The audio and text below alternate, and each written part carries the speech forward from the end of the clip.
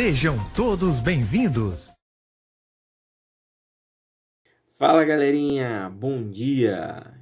Estamos aí em mais uma aula de mecânica dos fluidos, onde nós temos por objetivo continuar explicando sobre os fluidos, as propriedades dos fluidos, onde nada mais é, do que substâncias no estado líquido ou gasoso, onde detém um comportamento, onde através desse comportamento nós podemos deter aí toda uma ciência que possamos compreender o funcionamento e aplicação que nós podemos utilizar destes fluidos, para que assim nós possamos criar equipamentos mais sofisticados, mais eficientes, utilizando os conceitos de energia, que a gente aprendeu sobre conservação de energia nas leis termodinâmicas, assim como outras coisas que nós vamos estar vendo agora,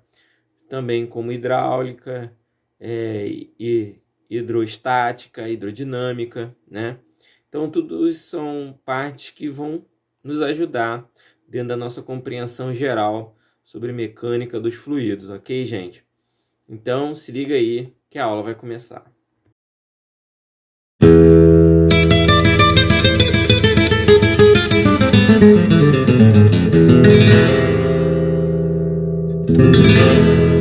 Então, galerinha, na última aula nós falamos não somente de propriedade do fluido, como também recordamos sobre as unidades de medidas, das quais são conhecidas, como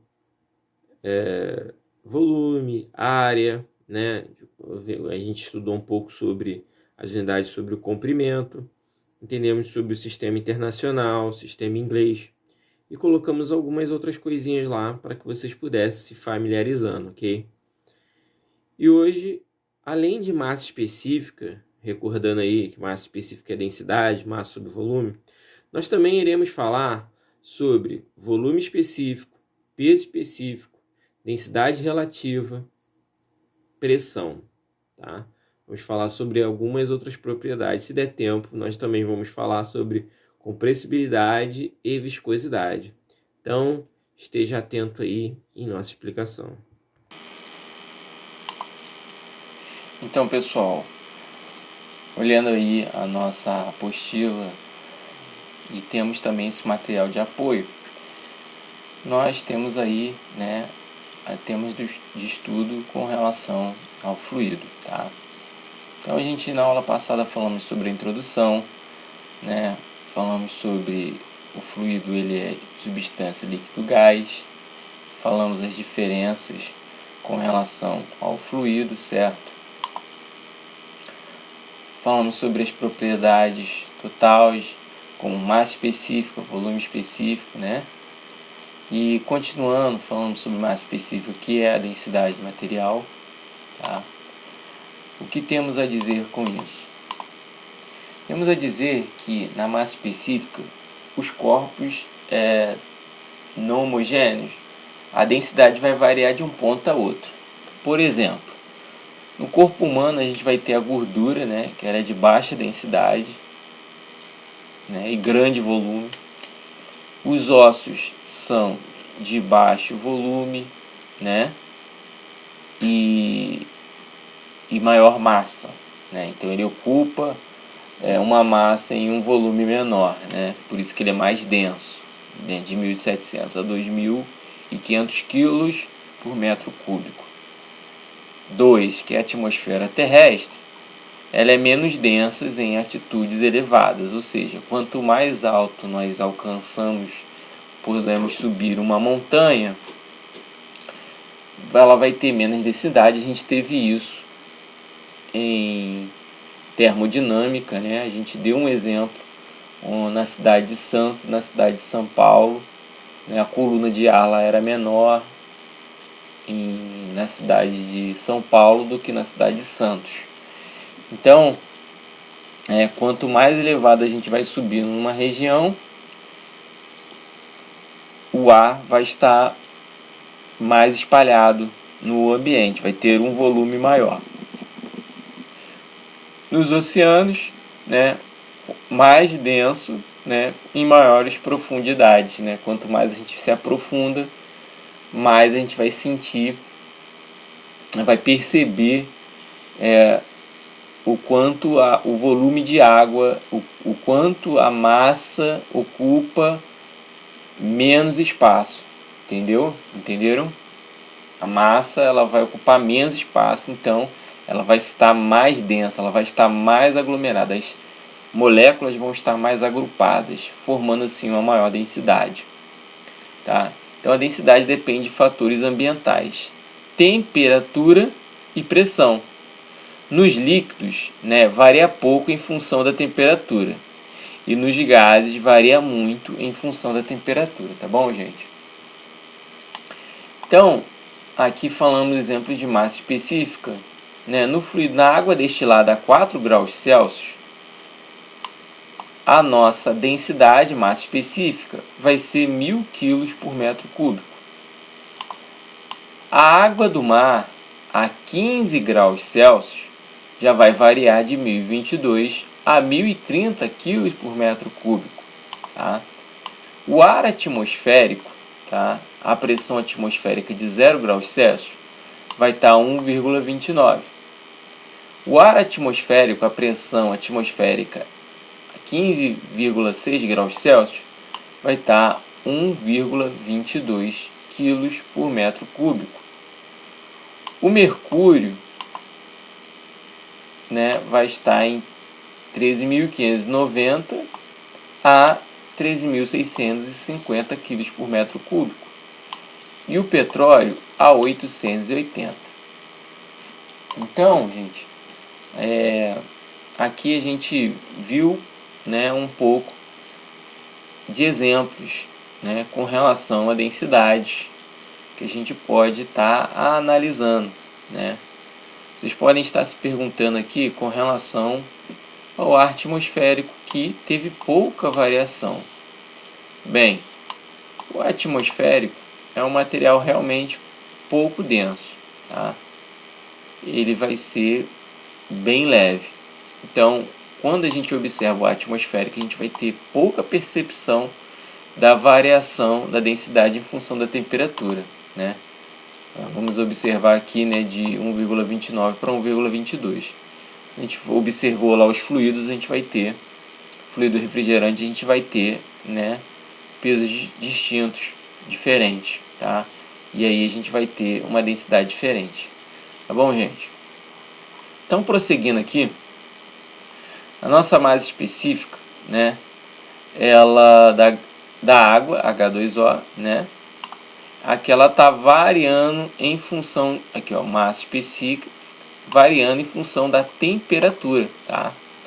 Então, quando ela está a massa específica, a densidade em 999, né, próximo de 1000 aí, né, ela, quando atinge a temperatura zero, ela começa a encontrar uma percepção de variação. Quando ela chega a 5, né, que ela começa a sair do estado, né, sólido para ir para o estado líquido, certo? Ela está aqui, ó, tá em gelo, né, menos 10, menos 5. Quando ela chega a zero, ela começa, né, a sofrer lá o calor sensível, ela começa a ser transformada em líquido, tá? Vai liquefazendo. E quando ela vai liquefazendo, ela vai perdendo densidade. Quando ela chega em 5 graus Celsius, ela permanece perdendo, tá? Até aqui, ó, chegando 40 graus Celsius, ela vai perdendo cada vez mais, né, a proporção da densidade, né? Quanto mais quente, ela vai perdendo a sua densidade. Então a gente vai observar aí na densidade que quando a gente estiver observando aí fluidos como óleos lubrificantes, o quão é importante a gente observar a temperatura, porque a temperatura vai proporcionar o quê? A viscosidade, a massa específica do óleo. A gente vai ver viscosidade também, mas aqui a gente vai ver que vai influenciar o quê? Principalmente o quê? A massa específica do óleo. Ou seja, o óleo ele vai perdendo as propriedades dele de densidade. Ok? E isso vai alterar lá na viscosidade que a gente vai ver também mais pra frente, tá bom? Então, a gente vai ver também o volume específico, que é essa letra aqui grega, tá? Parecido com V.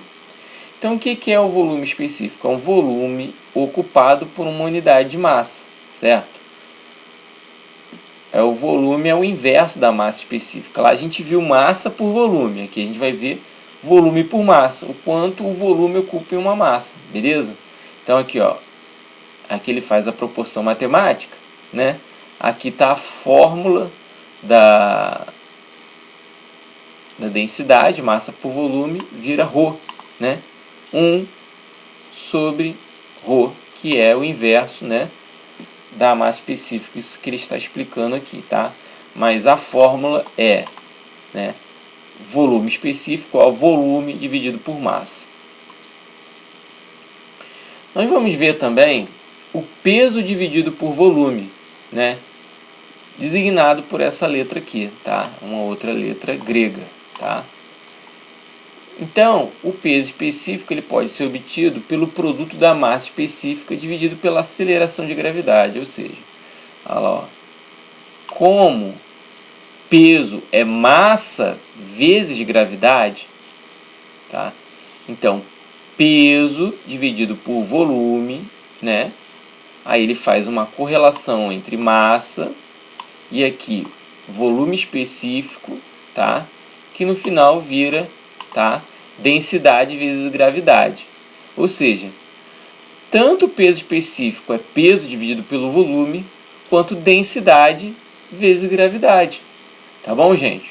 Então tem essa relação aí. Você pode fazer peso, né, que é massa vezes gravidade dividido por volume, ou você pode fazer densidade vezes gravidade, que vai dar a mesma conta. Tá bom, gente? Então fiquem ligados aí nos exercícios que possa acontecer de cair isso. Então nas condições normais, a gente vê aqui, ó, o ar, né, ele tem massa específica quilo por metro cúbico de 1,23, ele tem peso específico de 12,3 e tem a densidade de 0,00123, tá? A água, a gente vai ter 1000, peso específico 10.000, tá? Então aí está uma relação aí para a gente entender. Gente, outra coisa que é muito importante dos fluidos é que a gente vai observar que é a pressão. O que é a pressão? Pressão é o produto da força sobre a área. Então aqui a gente tem um bloco medindo 10 por 10 por 50, tá? E o peso desse bloco é de 50 kg força, tá? Aqui já está a aplicação da gravidade, por isso que é 50 kg força. Então qual é a pressão que ele exerce sobre o solo? Então isso depende da área de apoio que o bloco sobre o solo, ou seja, a área que ele vai estar ocupando, tá? Então aqui, ó, a força 50 kg, força, a área que ele está ocupando aqui, ó, 10 por 10 é 100 centímetros quadrados. Então a pressão que ele vai ocupar do peso dele sobre a área vai ser 0,5 kg força por centímetros quadrados. Quando esse bloco está deitado, tá, ele vai ter uma área de 10 por 50 de comprimento, né? Então, largura 10, 50 de comprimento vai formar 500 centímetros quadrados. Então, a pressão que ele vai exercer é de 50 por 500, porque ele ocupa uma área maior. Então, a pressão de um fluido, né, a gente vai observar o fluido em repouso, ele vai exercer uma força perpendicular sobre qualquer superfície em contato, a parede de um recipiente ou um corpo imerso no fluido. Então, embora em repouso, as moléculas que constituem estão em movimento. As forças exercidas pelo fluido, oriundas das colisões moleculares com as superfícies vizinhas, uma pequena superfície de área a centralizada de um ponto do fluido. Força normal exercida sobre cada lado da superfície. Definimos a pressão P nesta superfície como força normal para a área, né? Então aí, mais uma vez, pressão igual a força sobre a área, tá? Dentro dessas condições aqui que a gente vai estar vendo aí em hidrostática e hidrodinâmica, tá bom? Então, a pressão de um fluido em vasos comunicantes. O que ele quer mostrar aqui nessa imagem para a gente? Que o líquido, o fluido, ele vai ocupar a geometria de espaço que ele pode ocupar de maneira por igual. Onde houver espaço vazio, independente, né, de como a gente observar aqui as figuras que vão formar e os espaços, o líquido vai ocupar completamente toda a área vazia, tá? E aí ele vai observar que em cada ponto, tá, dessa geometria diferente, em todos os pontos aqui, vai ocupar o que? A mesma pressão, tá? A mesma pressão. A 1 metro, todos eles vão ocupar, olha lá, ó, 5 kg forças por metro quadrado.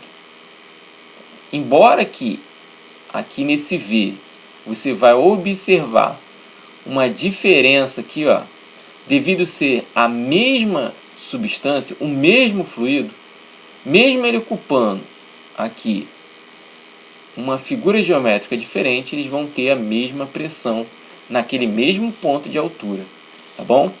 Então, ele faz aqui, ó, força sobre área, né?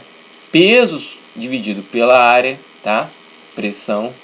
Pressão pode ser o peso dividido pela área multiplicado pela altura.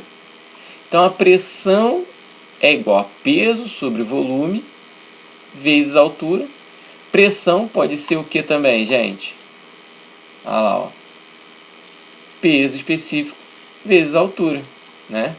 Olha lá o nosso peso específico aqui. Então, o nosso peso específico vezes a altura vai dar também a nossa unidade de pressão, ok? Então, no SI, Sistema Internacional, a unidade é Newton por metro quadrado, tá? E a gente pode também utilizar o Pascal, tá? Tanto Newton por metro quadrado, como a gente pode utilizar o Pascal para representar a pressão. Então, a pressão atmosférica, tá, é uma pressão exercida pela atmosfera terrestre, né? Então, sobre nós, o que impede, né, que o nosso corpo não venha a ser esmagado pela pressão atmosférica, é que o nosso corpo ele é feito também com o espaço que ocupamos o ar. Então, isso impede que a pressão atmosférica venha também esmagar a gente. Por isso que a gente tem aquela sensação quando estamos subindo na atmosfera, pressurizando a gente com maior força. Então, a pressão atmosférica ela varia com as condições do tempo e com a altitude. Então, o nível do mar, uma atmosfera. Beleza, gente? Que é 101.325 Pascal. Então aqui, ó, a pressão de vapor é a pressão exercida pelas moléculas do solvente líquido com a sua superfície para passar ao estado de vapor. A pressão de um líquido e o seu vapor existem em equilíbrio, tá? Uma dada temperatura, também chamada pressão de saturação, que a gente viu lá, né? Que é a pressão em que o líquido vai se evaporar. Os líquidos evaporam, moléculas escapam pela superfície livre. Moléculas de vapor exercem uma pressão parcial no espaço, pressão do vapor. Se a pressão sobre o líquido é igual à pressão de vapor do líquido, a gente vê a ebulição. Se a pressão for reduzida, a ebulição pode ocorrer à temperatura ambiente. A pressão de saturação da água é 2,45 vezes 10 ao cubo Newton metro, né? Temperatura a 20 graus Celsius. Então, gente, a gente vai observar, como a gente disse lá em termodinâmica, a variação da pressão de saturação em função da temperatura e em função da altura, tá? Podem sofrer alterações. E a gente vai ouvir também sobre a tensão superficial. Tensão superficial é a tendência, né, que um líquido tem de reduzir o mínimo da área e relaciona a força de atração e repulsão entre as moléculas. Quanto maior a força, maior a tensão superficial. Moléculas atraídas, maior viscosidade, menor tendência a espalhar-se. Fisicamente, energia necessária para expandir a superfície do líquido, moléculas mais coesas, maior trabalho, aumentar a distância. Então, pessoal, para que a gente possa entender um pouco como funciona aí a tensão superficial, né, temos aqui um exemplo, né, da maior tensão superficial, por exemplo, no mercúrio, né. O que acontece? Aqui nós vemos 3 imagens, né, álcool etílico, água e mercúrio. E quando há, né, uma tensão sobre um determinado comprimento, tá, a gente vai observar que o líquido que menos se deforma é o mercúrio, tá, aonde ele não é uma substância molecular, não há interações moleculares, a correção dos átomos, e é um retículo metálico, ou seja, por ele ter propriedades metálicas, ele tem uma maior tensão, certo? Resistência à tensão superficial. E o etanol e a água, né, as interações são intermoleculares, são substâncias moleculares e ligações covalentes, né? São elementos mais leves, menos densos, embora tenham um aumento, tem menor deformação. Vamos também usar um exemplo agora com um engenheiro que eu gosto muito de assistir, né, que vai estar falando um pouco também sobre um exemplo de 2 sólidos e um líquido, imaginando uma placa. Você solta a luz que você está aplicando. Agora, se eu pensar na mesma questão, só que agora, ao invés de eu ter um cubo soldado, eu tenho um fluido. Vamos pensar um caso mais simples, por exemplo, uma piscina. Eu tenho no fundo, o fundo da piscina, que seria a minha placa inferior, e em cima eu tenho a placa superior. Vamos imaginar que seja aquela prancha que é usada em aula de natação. Então tem aquela pranchinha de isopor e seria a nossa placa superior. O que eu vou fazer para poder identificar? Eu vou marcar os pontos A, B, C e D. Então, vou marcar embaixo B e C. Vou marcar acima o A e o D. O que acontece se eu aplicar uma força? Ele deforma.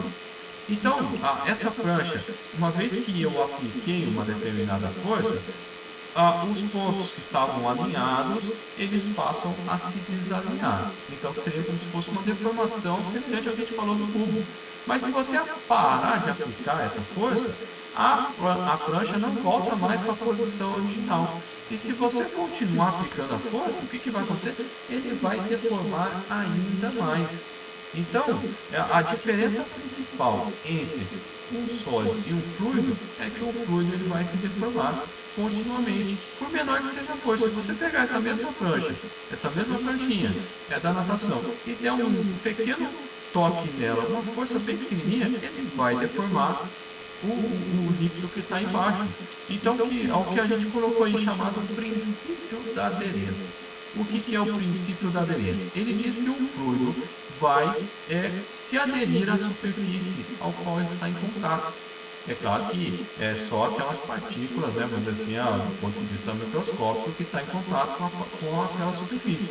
E aí, se ele aderiu, ele passa a ter a velocidade daquela superfície. No caso do nosso exemplo, no fundo da piscina, ele está fixo.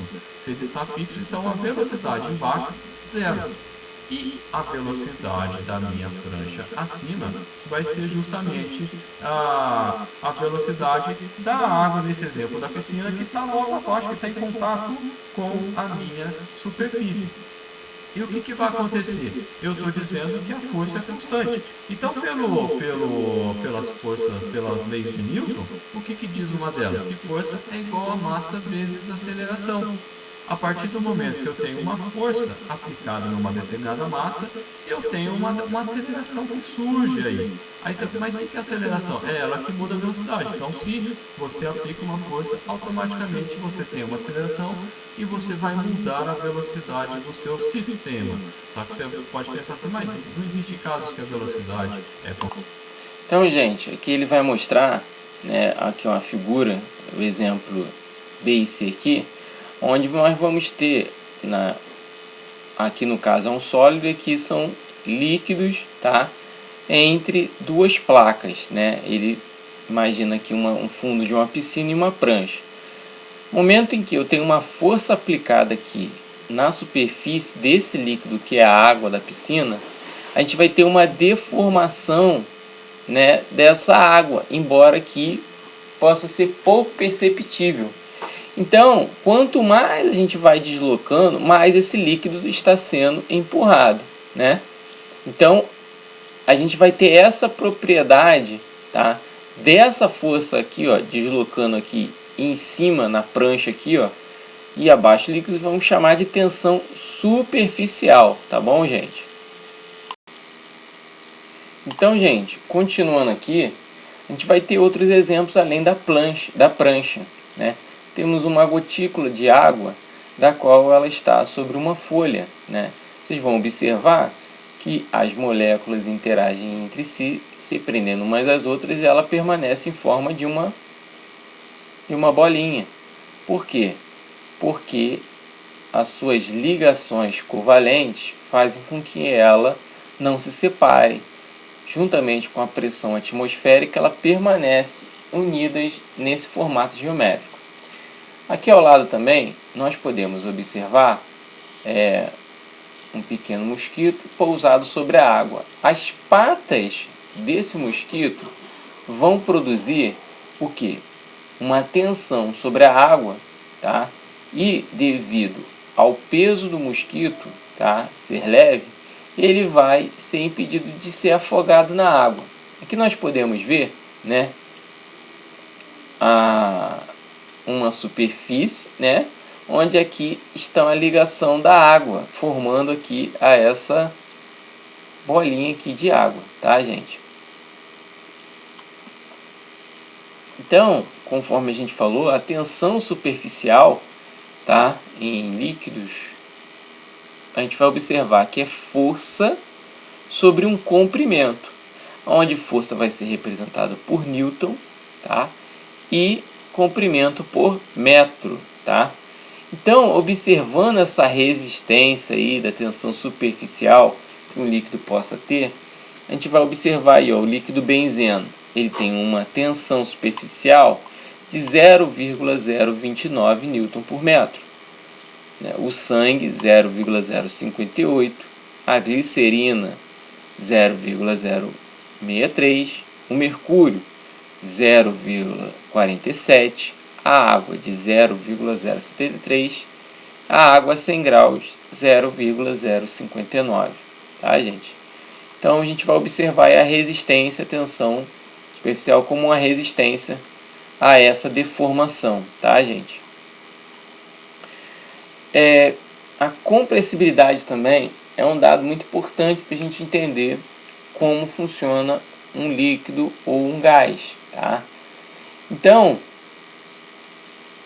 a gente vai observar dessa forma os dois tipos de fluidos, tá? Compressíveis, fluidos com volumes que dependem da pressão que estão submetidos. Incompressíveis, volumes não dependem da pressão. Ou seja, os gases, tá? Aqui está uma demonstração. Eles, por terem moléculas extremamente separadas, ele vai poder ser comprimido para que, comprimindo o espaço vazio entre as moléculas, ele vai ter até um período crítico, onde que esse pistão vai ser comprimido até uma área em que as moléculas não podem mais ser comprimidas, ok? e ele vai parar em determinado momento crítico.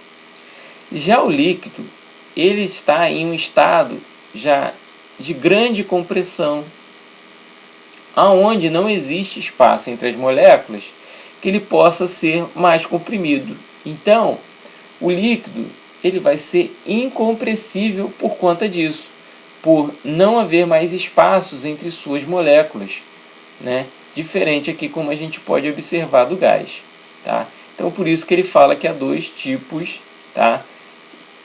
De fluidos, compressíveis e incompressíveis, mas que na verdade a gente pode interpretar como compressíveis os gases e incompressíveis os líquidos, tá?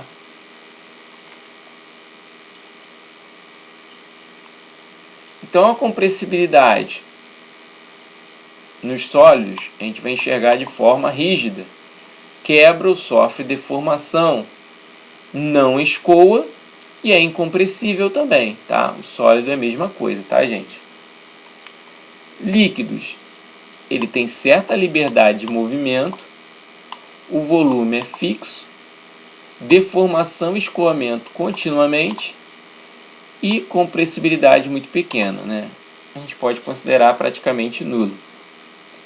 Gases, eles têm a grande liberdade de movimento das moléculas, deformação e escoamento contínuos e alta compressibilidade, tá, gente? Então a gente observando aí as diferenças de compressibilidade, tá? Outro dado que é importante do líquido é a viscosidade. O que é a viscosidade? É a resistência de um fluido oferece ao escoamento, tá?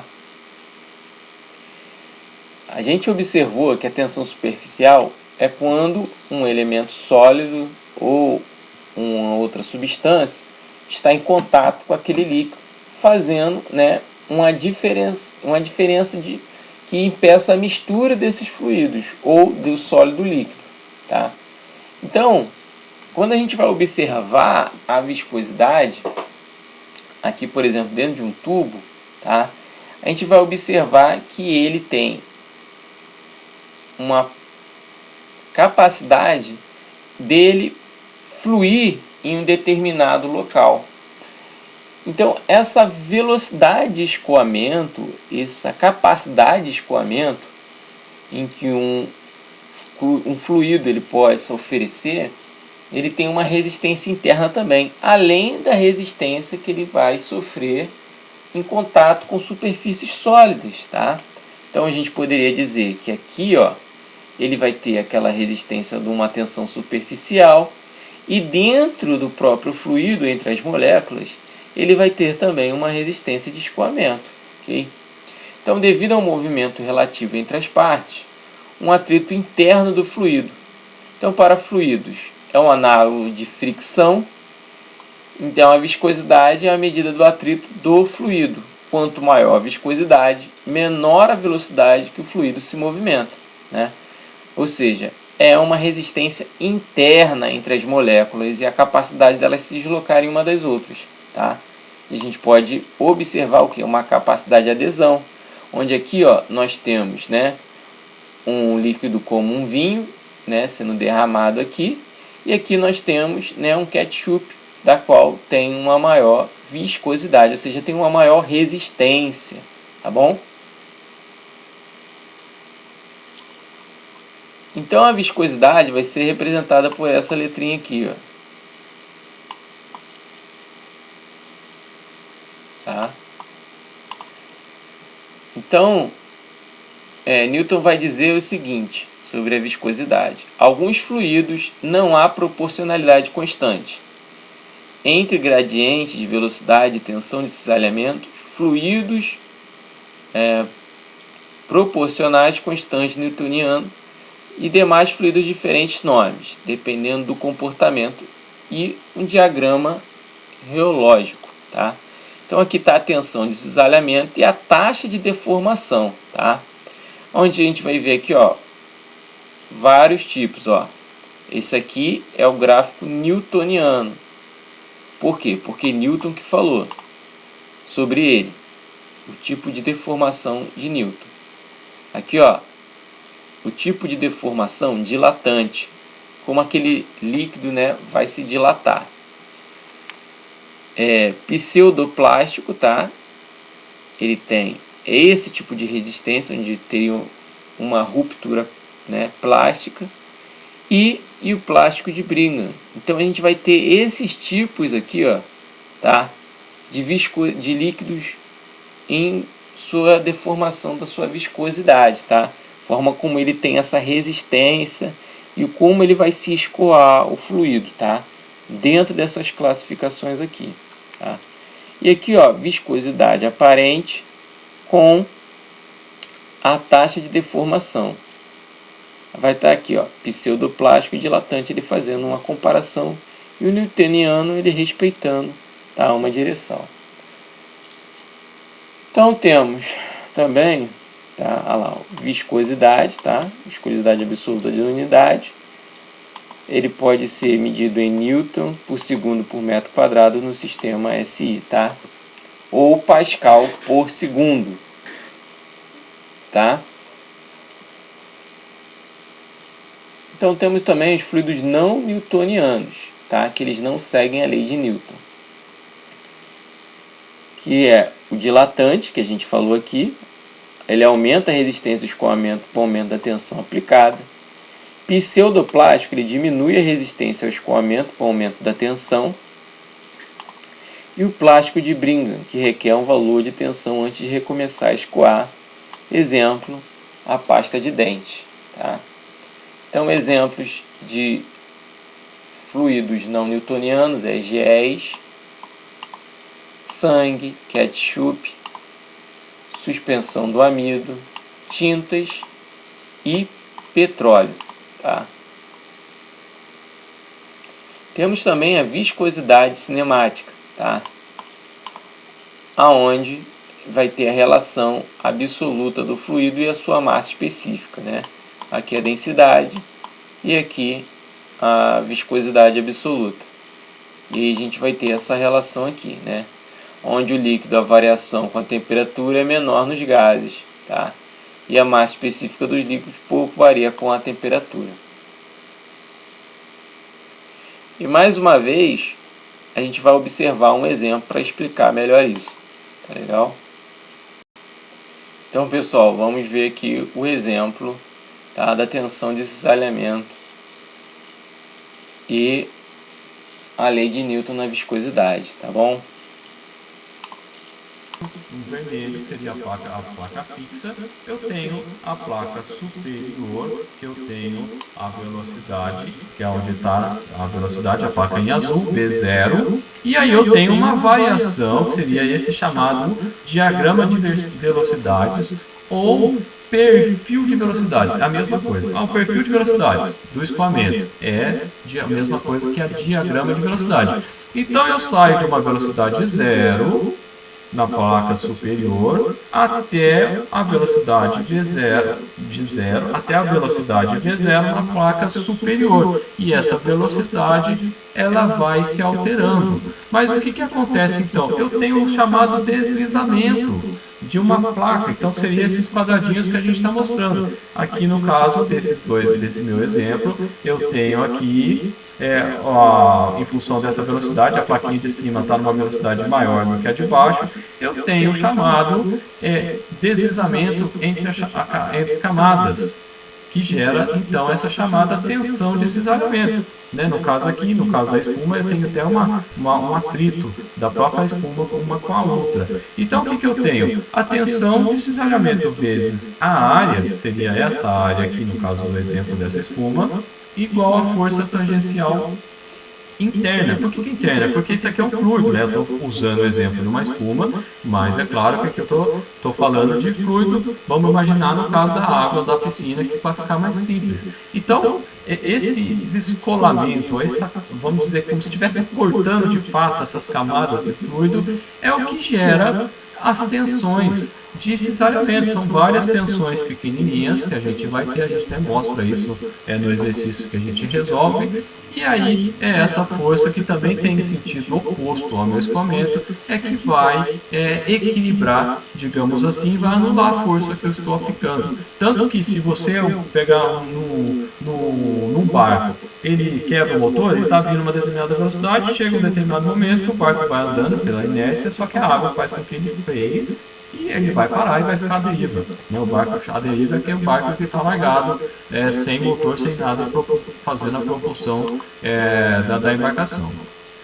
Então, chamado aí o equilíbrio dinâmico. Por que equilíbrio dinâmico? Eu tenho o equilíbrio estático, eu tenho velocidade igual a zero, e o equilíbrio dinâmico, eu tenho uma determinada velocidade, mas a velocidade ela não se altera. Então, por isso que lá na estática se fala que o equilíbrio, ou eu tenho somatório a velocidade zero, ou eu tenho a velocidade constante, eu tenho chamado, nesse caso, o chamado equilíbrio dinâmico.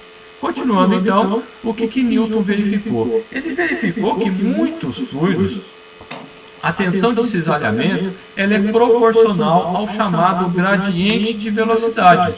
O que é o gradiente de velocidade? É justamente esse acréscimo que eu vou tendo de velocidade. Então eu tenho o meu y na horizontal e tenho, no caso aí, o sentido do escoamento, que é o sentido de v.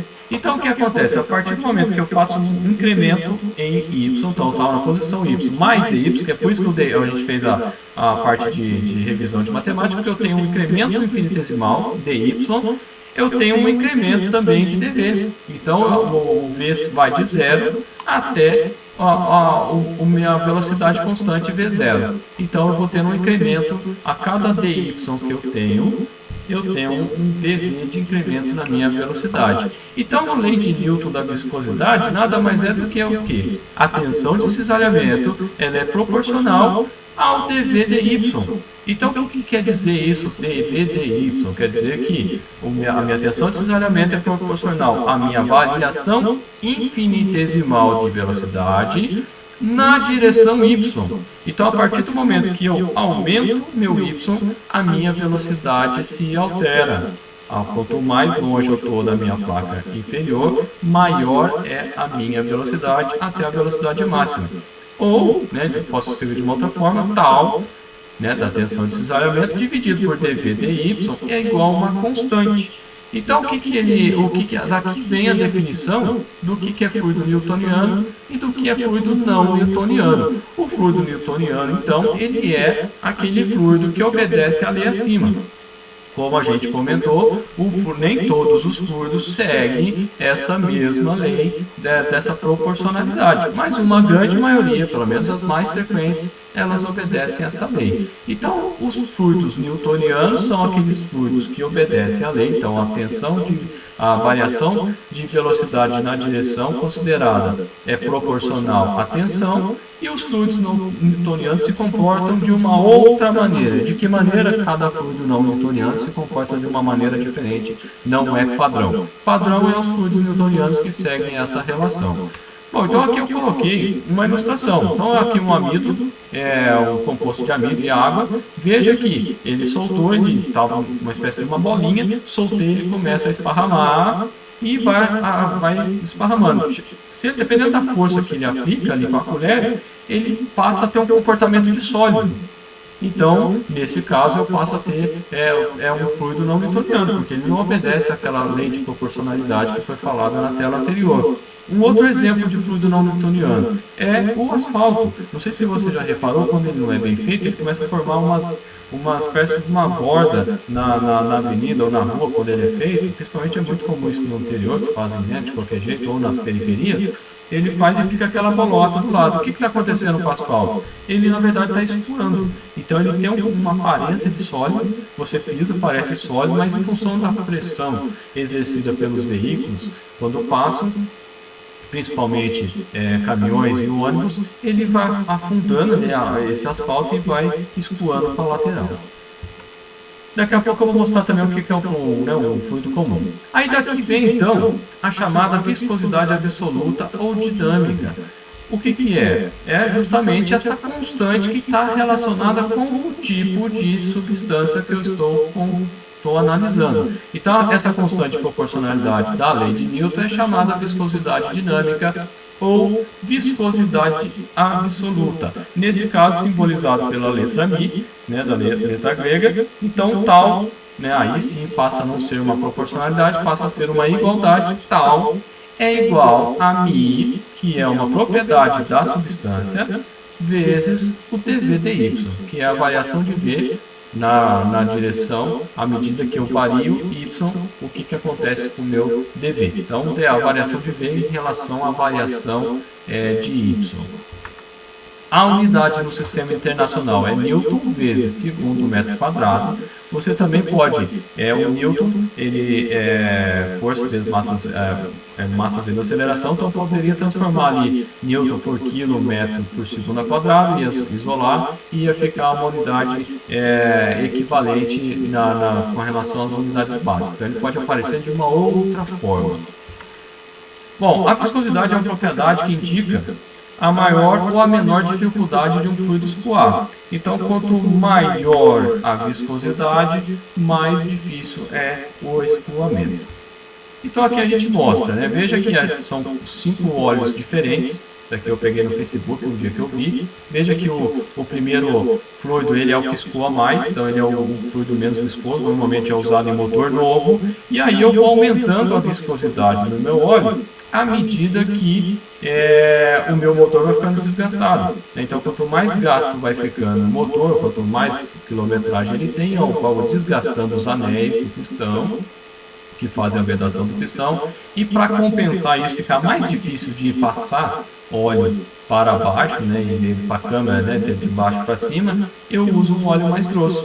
Então, à medida que eu vou tendo um carro mais velho, eu vou usando um óleo mais viscoso, por isso que ele vai mudando aí a classificação do óleo, né? Aí entra aquele 5W alguma coisa, 10W, não sei o que lá, 20 aí por aí vai, né? Eu não sei qual que é qual aí nesse exemplo, mas é só para exemplificar que quanto maior a viscosidade, veja esse último aí que nem começou ainda a escoar, né? Então ele é muito mais difícil o escoamento.